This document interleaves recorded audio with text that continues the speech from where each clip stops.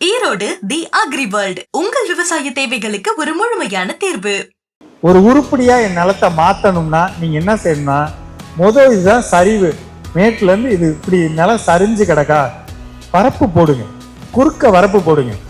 ரெண்டாவது விஷயம், எதையும் தெளிக்க கூடாது, பகல்ல தெளிக்க கூடாது, எந்த பயிருக்கும் தெளிக்க கூடாது, அது கெமிக்கலே தெளிக்க கூடாது. அதுல இயற்கை விவசாயம் 100% தெளிக்க கூடாது. நம்ம பூமியில இருந்து எடுக்கிற தண்ணி எல்லாம் என்ன தண்ணி தெரியுங்களா? 300 அடிக்குள்ள இருந்தா போன மலையோட தண்ணீர். 300 அடிக்குள்ள இருந்தா போன மலையோட தண்ணீர்.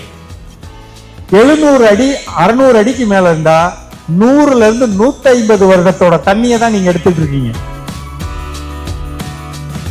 சாயந்தரம் தண்ணி பாய்ச்சணும். பகல்ல தண்ணி பாய்ச்சினீங்கன்னா பயிரோட வளர்ச்சி கெட்டு போயிடும், வேறு கெட்டு போயிடும், வேறு போயிடும், சூடாகி போயிடும் மண்ணு. காலையில 10 மணில இருந்து சாயந்தரம் 5:30 வரல எந்த வேலையும் பார்க்க கூடாது. காட்டுல வேலை பார்த்தோம்னா விவசாயம் போயிருங்க. நீங்க லேபரை கூப்பிடாதீங்க. ஆன் பண்ணணும் ஆஃப் பண்ணணுமா? இந்த இங்க கூட வச்சிருக்காங்க, இந்த மொபிடெக் அது இதெல்லாம் வச்சிருக்காங்களா? இருக்கிறதுலே கம்மியானது எது? அதுக்கு அவங்க மானியமும் தர்றாங்க, வாங்கி வச்சுக்கோங்க. மொபைல்லே ஆன் பண்ணிடலாம், ஆன் பண்ணலாம், மொபைல்லே ஆஃப் பண்ணிடலாம். இன்னும் ஆட்டோமேட்டிக் இருக்கு. டெய்லி அல்லது திங்கக்கிழமை, செவ்வாய் விட்டு புதன், வியாழன் விட்டு வெள்ளி, அல்லது திங்கள், செவ்வாய் புதன் வேணா வியாழன், வெள்ளி சனி வேணா ஞாயிறு. அதுல நீங்க ஆட்டோமேட்டிக்கா அதை மட்டும் தட்டி வச்சுக்கிட்டீங்கன்னா கரெக்டா திங்கள் விட்டு வியாழக்கிழமை அதான் ஆன் ஆகும். சாயந்தரம் 6 மணிக்கு 9 மணிக்கு நின்று போயிடும். ஆனா நைட்ல தண்ணி பாய்ச்சணும், பகல்ல தண்ணி பாய்ச்ச கூடாது. எந்தெந்த பயிருக்கு முக்கியமா பாய்ச்சணும்? வாழை போட்டிருக்கவங்க கண்டிப்பா பாய்ச்சணும், இரவுல பாய்ச்சணும், பகல்ல பாய்ச்ச கூடாது. எந்த சத்தையும் எடுத்துக்காது. இப்ப நீங்க வெயில்ல ஒரு 2-3 மணி நேரம் சுத்திட்டு வர்றீங்க, ஒரு டம்ளர் குடிங்க அப்படின்னு சொன்னா உங்களால குடிக்கிறதுக்கு மனசு வராது. அதே நேரத்துல ஒரு டம்ளர் மோர் தரேன்னா டக்குன்னு குடிப்பீங்கல்ல. அதே ஒரு டம்ளர் இளநீ குடிக்கிறேன் இன்னும் வேகமா குடிப்பீங்களா? இதே தொழில்நுட்பம் தான். பகல்ல தண்ணி கொடுத்தா அந்த பயிர் எடுத்துக்காது. செய்யாதீங்க. நைட்ல தண்ணி தாங்க. ஒரு 7000 ரூபாய் மட்டும் செலவு பண்ணுங்க, அதை மாட்டிக்கங்க, ரொம்ப நல்லது. ஒண்ணு. இன்னொன்று, ரெண்டாவது, அப்படியே நீங்களே பாய்ச்சனாலும் சாயந்தரமா தண்ணி பாய்ச்சிங்க, அல்லது காலங்காத்தால 5 மணி 4:30 மணி 5 மணிக்கு பாய்ச்சுங்க, 9 மணிக்குள்ள பயன்படுற மாதிரி பாய்ச்சுங்க. ரெண்டாவது விஷயம், எதையும் தெளிக்க கூடாது, பகல்ல தெளிக்க கூடாது, எந்த பயிருக்கும் தெளிக்க கூடாது, அது கெமிக்கலே தெளிக்க கூடாது. அதுல இயற்கை விவசாயம் 100% தெளிக்க கூடாது. காலையில தெளிக்கணும், நைட்டு தெளிக்கணும். இந்த காலத்துல இரவு நேரத்துல நம்ம பயிர்கள் வளரும், நில ஒளியில பயிர்கள் வளரும். அதுக்கு தேவை வெப்பம் கிடையாது, வெளிச்சம். அதான் நம்ம பயிரோட வளர்ச்சிக்கு முக்கியமானது. அதனால நீங்க நைட்ல தண்ணி பாய்ச்சுங்க, உங்களுடைய பயிர் இயல்பா இருக்கும். சரிங்களா? இதை ஒண்ணு மனசுல வச்சுக்கோங்க. அடுத்து, பயிருக்கு எவ்வளவு தண்ணி வேணுமோ அவ்வளவு மட்டும் பாய்ச்சுங்க. தயவு செய்து எவ்வளவு தண்ணி தேவையோ அவ்வளவு மட்டும் பாய்ச்சுங்க.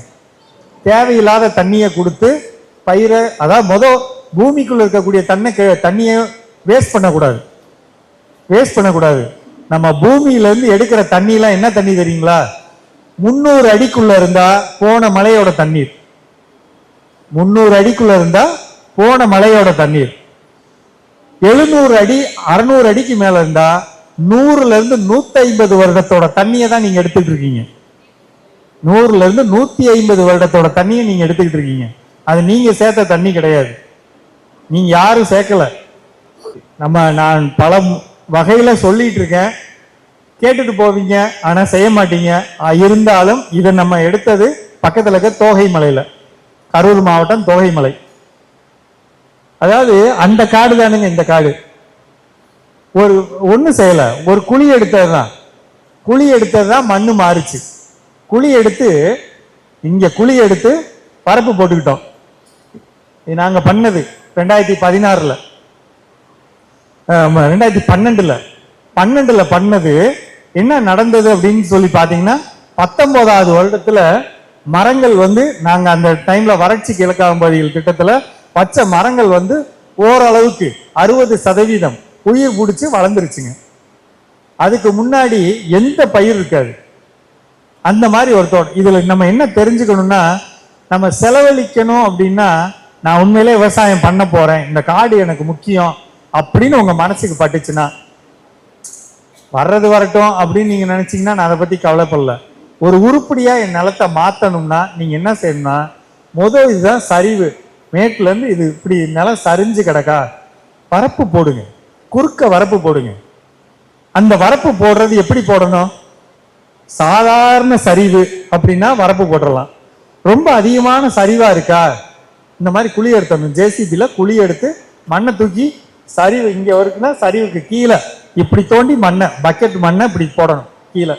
அப்ப இங்க இருந்து மழை தண்ணி ஓடி வந்துச்சுன்னா குழிக்குள்ள விழுகிற மாதிரி. இந்த காரியத்தை பண்றதுனால என்ன நடக்கும் தெரியுங்களா? இந்த காட்டுல இருக்கக்கூடிய மேல் மண்ணெல்லாம் இந்த குழிக்குள்ள வந்து விழுந்துரும்.